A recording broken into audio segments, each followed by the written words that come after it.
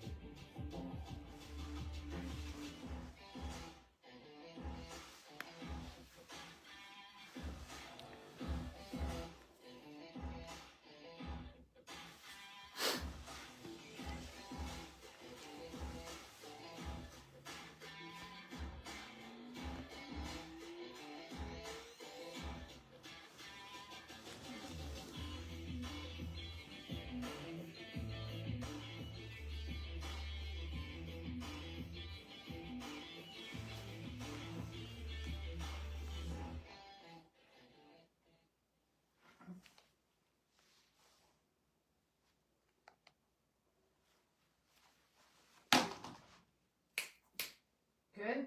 All right. Hey, everybody, welcome to Ask Bill and Kate, Thursday, night day at 8. Hope you had a great day. I'm Kate Hafer. Yes, my head is cut off on purpose. Can you guess why? We'll leave it in the comments. It's Bill Hafer. We're the Hafer Group of Southern Classic Realtors. Duh. Anyway, hope you guys had a good day. How was our day today, Bill? Today was today or this week?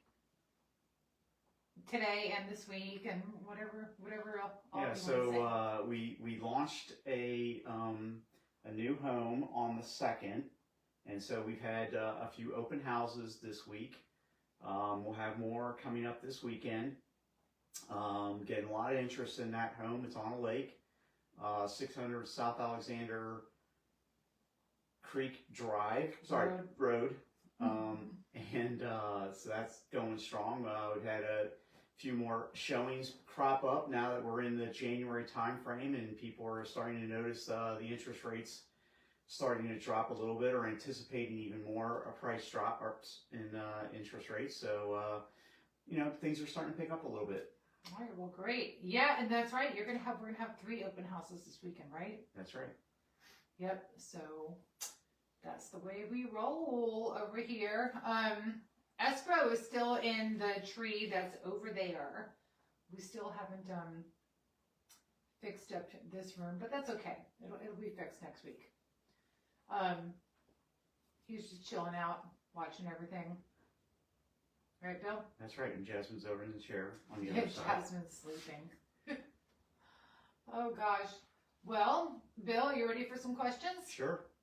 All right. Teresa from Peachtree City says, if I'm going to put my house on the market next month and will have already moved out, do I need to cover my pipes in case there's a freezing coming up or a freeze coming up? What do you think, Bill?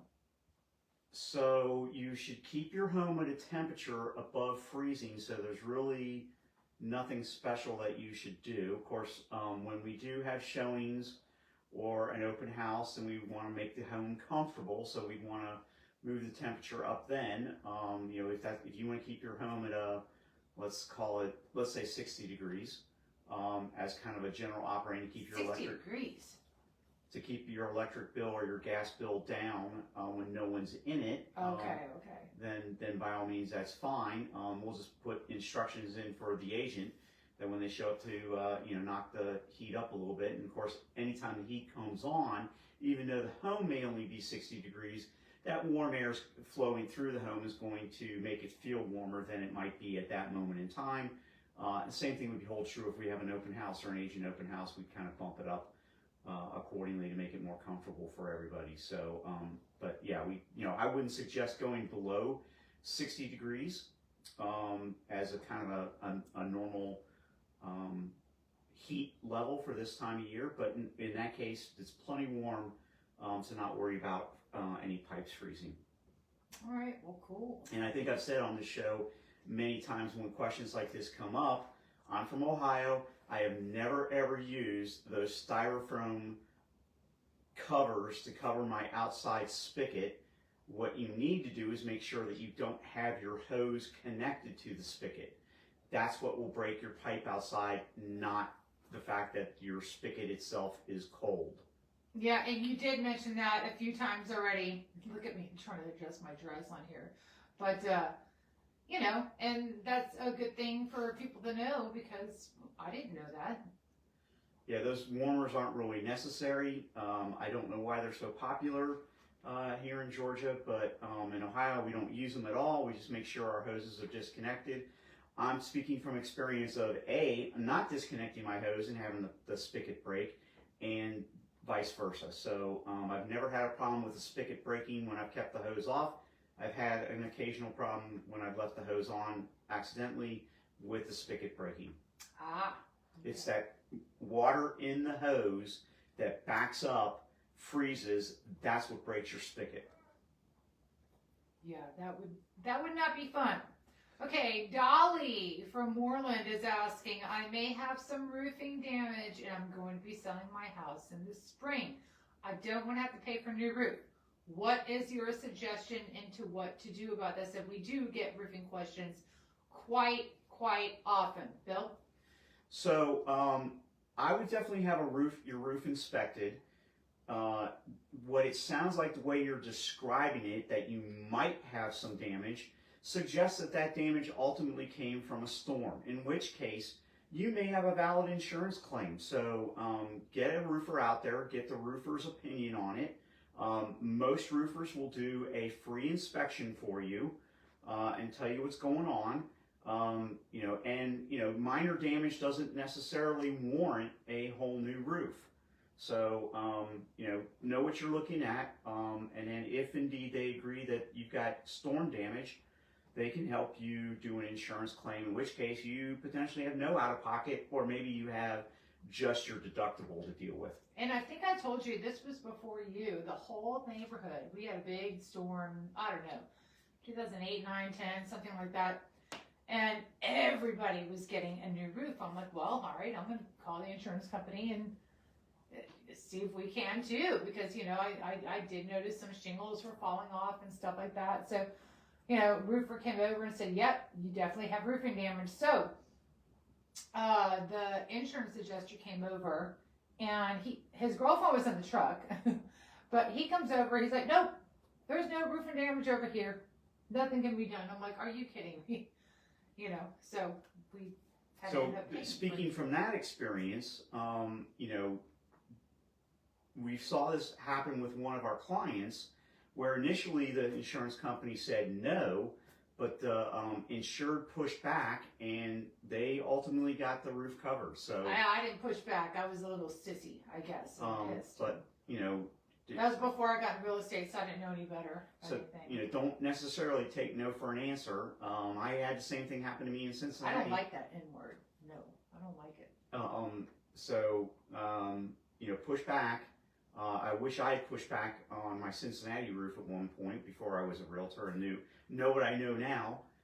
But at any rate, yeah, absolutely. Isn't that crazy? We could probably do a whole show on,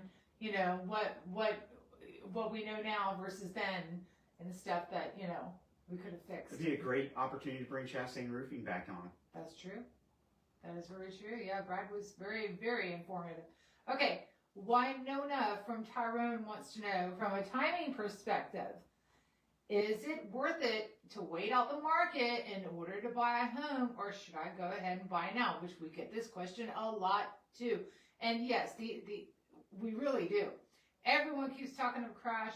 That's going to make home prices drop. Okay.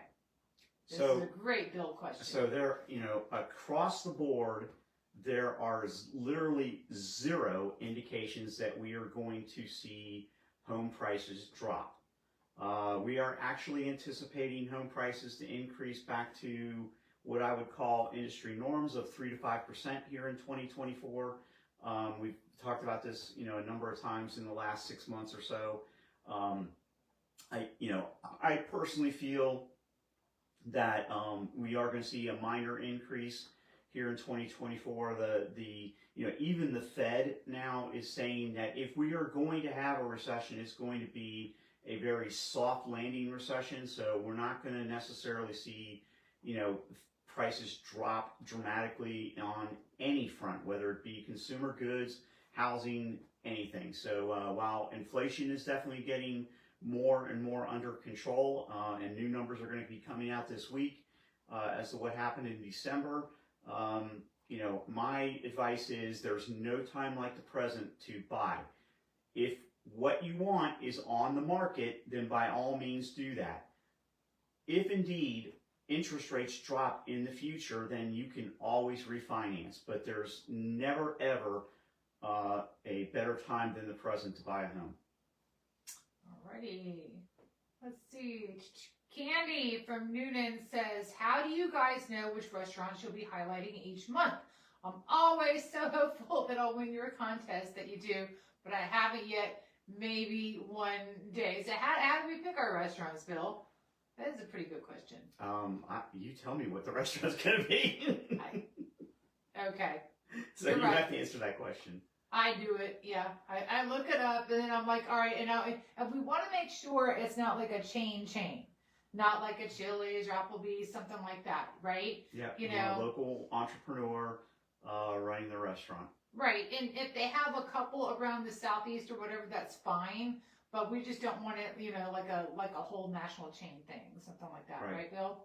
Right. I mean, for small entrepreneurs who have multiple restaurants in the area, then by all means, yeah, we're gonna represent that they are absolutely a local entrepreneur. It's not just like it has to be one of a kind, but we definitely don't want a headquarters somewhere else type of chain. So. Yep. Okay, Helen. At the time, Helen from Fable is asking, I'm going to be putting up a fancy fire pit in my backyard. Can this increase the value of my home? It absolutely can increase the value of your home, but the return on investment for something like that is not going to be 100%. Your best investments in your home are going to be enhancements to your kitchen or enhancements to your master bath or even your secondary and tertiary bathrooms. But tertiary? Third and beyond. Tertiary? That's the right word, tertiary. I've never heard of that word. Like secondary, there's tertiary. I've never heard of that word. I guess I was absent that day. Okay. Anyway, those are your best investments. So, if you're just like a pool or some things like that, if you're putting it up there for your own enjoyment, yeah, by all means, you should enjoy it for a number of years, and, it definitely increase the value because you've got that, and it will be a line item that shows on the appraiser's report that you've got that enhancement to your home, but don't necessarily anticipate that it's going to be 100% return. And if you're looking to sell your home within the next year, that should not be your motivation to put up a new fire pit in your backyard. Yeah, we got to get our fire pit redone, don't we?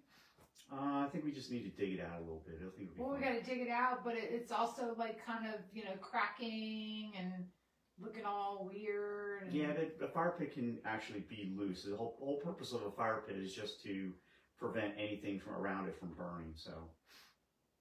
Well, I think ours is particularly where it is.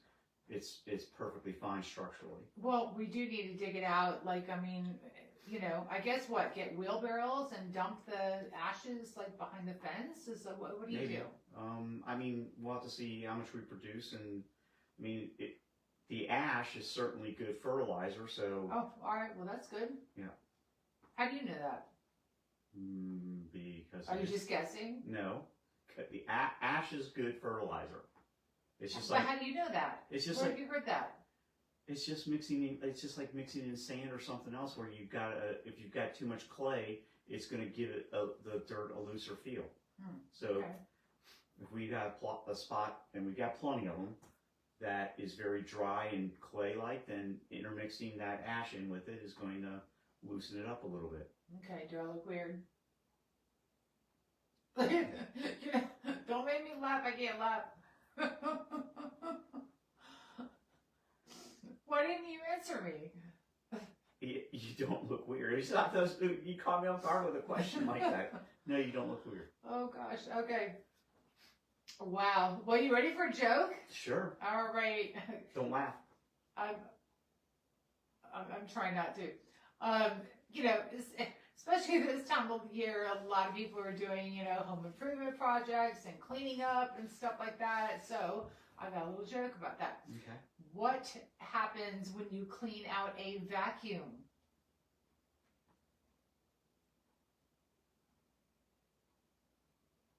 Come on.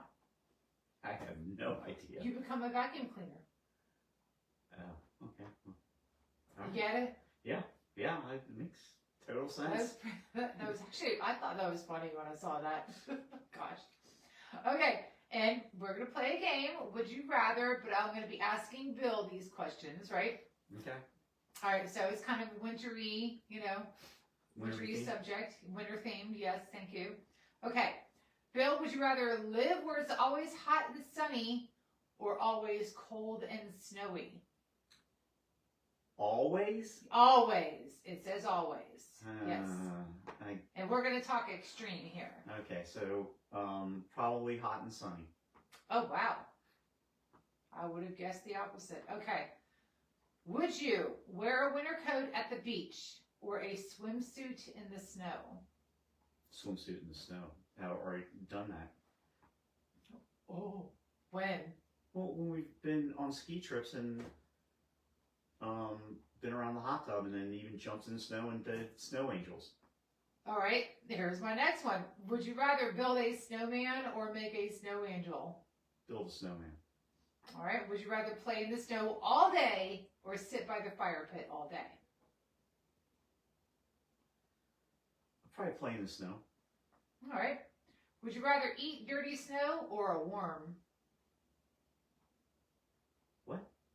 Eat dirty snow or eat a worm? Oh, eat a worm. Pass. Come on. No, you answer that Can't one. pass. No, neither one of those is. No. Mm-mm. Both of those are disgusting. God. All right. Well, what if you can cook the worm? It doesn't say you can't cook it. You know, fry it and stuff. Ew. I'm not a fish. All right, whatever. You said you're not going to answer that. No. Jesus. You answer. If I could fry the worm and stuff, I'd probably eat that. Okay. All right, would you rather spend a day mowing lawns? Would you rather spend a day mowing lawns in the hot, hot sun or spend the day shoveling snow in the freezing cold?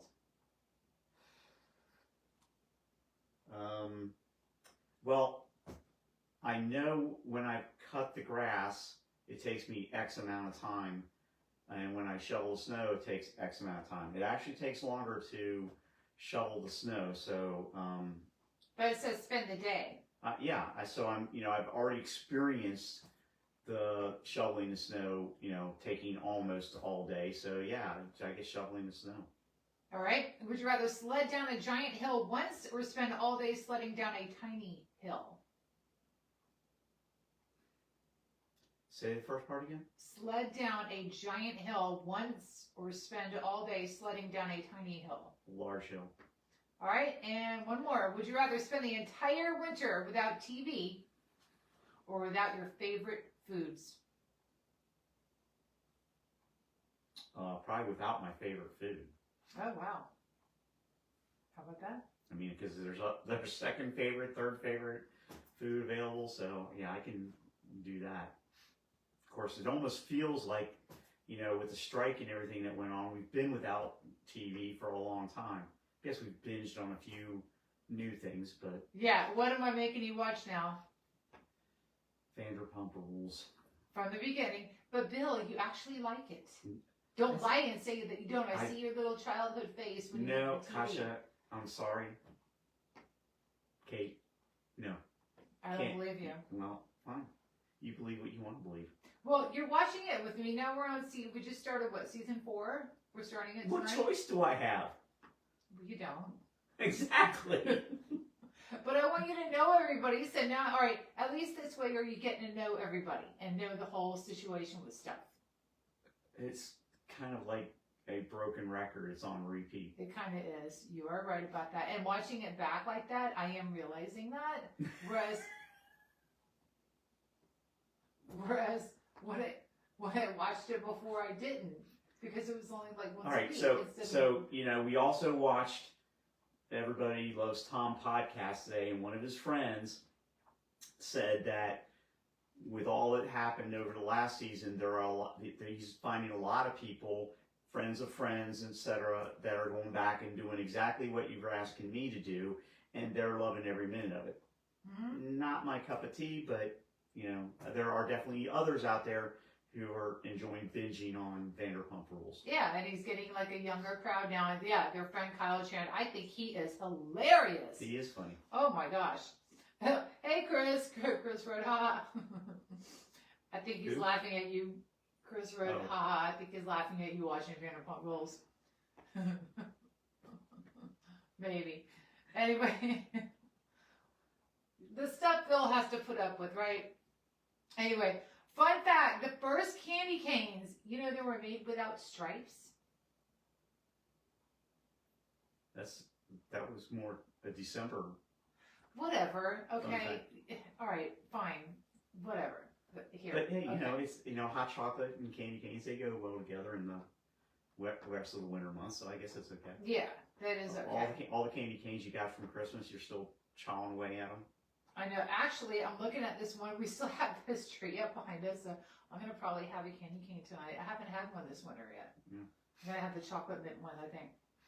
But anyway, all right. Well, guys. Well, thanks again for the questions. My head's probably still gonna be chopped off next week. Maybe you think? We'll see. We'll see. Can you guess why? Anyway, but yeah, send your questions in. info@hayforgroup.com. Always 678-628-KATE. Best number in real estate by far, right, Bill? That's right. Anything else you want to add? You can play the spoons to it. You can play the spoons to it. Yes. Hey, and if you guys have any 678-628-KATE videos you want to send in, send them on in. We'll make a TikTok out of it. We have lots of fun doing that. Right, Bill? That's right. Oh my gosh. All right, you have a great rest of your week, and we'll see you next time. Bye, everybody. Cool, Bill? Yep. And there goes the music.